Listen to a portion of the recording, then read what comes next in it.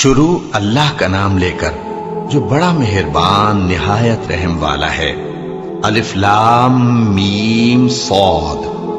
اے نبی، یہ کتاب جو تم پر نازل ہوئی ہے اس سے تمہیں تنگ دل نہیں ہونا چاہیے۔ یہ نازل اس لیے ہوئی ہے کہ تم اس کے ذریعے سے لوگوں کو ڈر سناؤ، اور یہ ایمان والوں کے لیے نصیحت ہے۔ لوگوں، جو کتاب تم پر تمہارے پروردگار کے ہاں سے نازل ہوئی ہے اس کی پیروی کرو، اور اس کے سوا اور رفیقوں کی پیروی نہ کرو، اور تم کم ہی نصیحت قبول کرتے ہو۔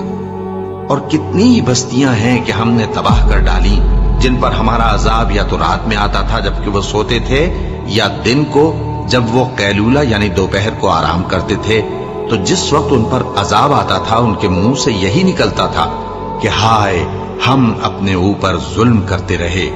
تو جن لوگوں کی طرف پیغمبر بھیجے گئے ہم ان سے بھی پرسش کریں گے اور پیغمبروں سے بھی پوچھیں گے، پھر اپنے علم سے ان کے حالات بیان کریں گے، اور ہم کہیں غائب تو نہیں تھے۔ اور اس روز اعمال کا تلنا برحق ہے، تو جن لوگوں کی تولیں بھاری ہوں گی وہ تو کامیاب ہیں، اور جن کی تولیں ہلکی ہوں گی تو یہی لوگ ہیں جنہوں نے اپنے آپ کو خسارے میں ڈالا، اس لیے کہ ہماری آیتوں کے بارے میں بے انصافی کرتے تھے۔ اور ہم ہی نے زمین میں تمہارا ٹھکانہ بنایا، اور اس میں تمہارے لیے اسباب معیشت پیدا کیے، مگر تم کم ہی شکر کرتے ہو۔ اور ہم ہی نے تم کو ابتدا میں مٹی سے پیدا کیا، پھر تمہاری شکل و صورت بنائی، پھر فرشتوں کو حکم دیا کہ آدم کے آگے سجدہ کرو، تو سب نے سجدہ کیا، لیکن ابلیس کہ وہ سجدہ کرنے والوں میں شامل نہ ہوا۔ اللہ نے فرمایا، جب میں نے تجھ کو بھی حکم دیا تھا تو کس چیز نے تجھے سجدہ کرنے سے باز رکھا؟ اس نے کہا کہ میں اس سے افضل ہوں، مجھے تو نے آگ سے پیدا کیا ہے اور اسے مٹی سے بنایا ہے۔ فرمایا، تو بہشت سے اتر جا، تجھے شایع نہیں کہ یہاں تکبر کرے، پس نکل جا کہ تو ذلیل لوگوں میں سے ہے۔ اس نے کہا کہ مجھے اس دن تک مہلت عطا فرما جس دن لوگ قبروں سے اٹھائے جائیں گے۔ فرمایا، اچھا، تجھ کو مہلت دی جاتی ہے۔ بولا کہ مجھے تو نے گمراہ کیا ہی ہے، میں بھی تیرے سیدھے رستے پر ان کو گمراہ کرنے کے لیے بیٹھوں گا، پھر ان کے آگے سے اور پیچھے سے اور دائیں سے اور بائیں سے، غرض ہر طرف سے آؤں گا، اور تو ان میں اکثر کو شکر گزار نہیں پائے گا۔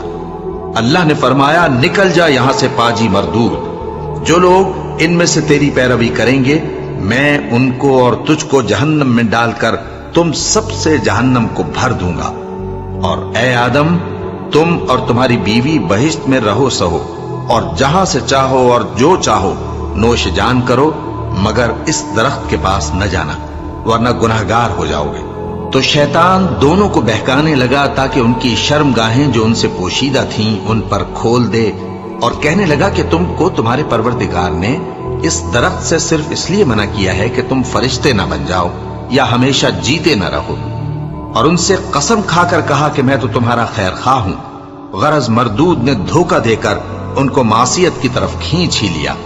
سو جب انہوں نے اس درخت کے پھل کو کھا لیا تو ان کی شرم گاہیں کھل گئیں، اور وہ بہشت کے درختوں کے پتے توڑ توڑ کر اپنے اوپر چپکانے اور سطر چھپانے لگے۔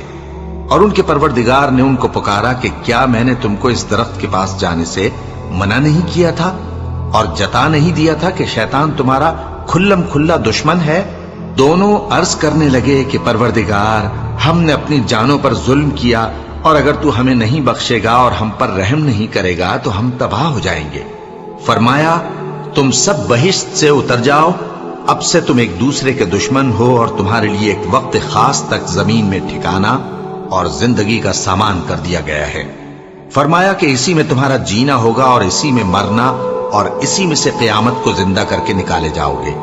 اے بنی آدم، ہم نے تم پر پوشاک اتاری کہ تمہاری شرم گاہوں کو چھپائے اور تمہارے بدن کو زینت دے، اور جو پرہیزگاری کا لباس ہے وہ سب سے اچھا ہے۔ یہ اللہ کی نشانیاں ہیں تاکہ لوگ نصیحت حاصل کریں۔ اے بنی آدم، دیکھنا کہیں شیطان تمہیں بہکا نہ دے، جس طرح تمہارے ماں باپ کو بہکا کر بہشت سے نکلوا دیا اور ان سے ان کے کپڑے اتروا دیے تاکہ ان کے سطر ان کو کھول کر دکھا دے۔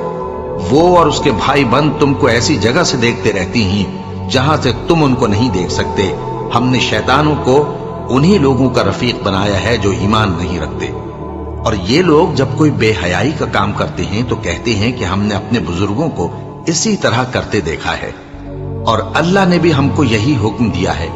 کہہ دو کہ اللہ بے حیائی کے کام کرنے کا تو حکم نہیں دیتا، کیا تم اللہ کی نسبت ایسی بات کہتے ہو جس کا تمہیں علم